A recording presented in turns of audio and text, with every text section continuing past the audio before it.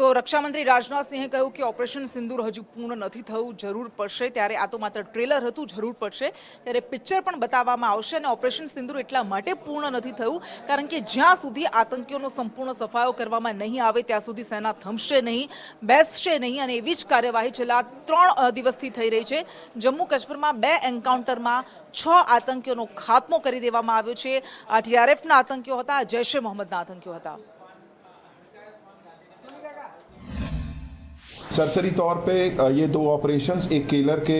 इलाके में जो कि शोपियां में आता है वहाँ हुआ और दूसरा जो कि कल जो था त्राल के इलाके में हुआ। इन दोनों ऑपरेशंस में 6 टेररिस्ट को न्यूट्रलाइज किया गया और मैं आपको ये बताना चाहता हूँ कि ये जो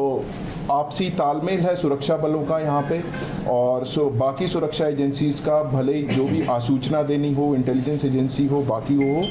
उनके आपसी तालमेल और समन्वय के कारण ही ये ऐसे जो सक्सेसफुल ऑपरेशन संभव हुए हैं। और हम सब लोग जम्मू कश्मीर में, खासकर कश्मीर वैली में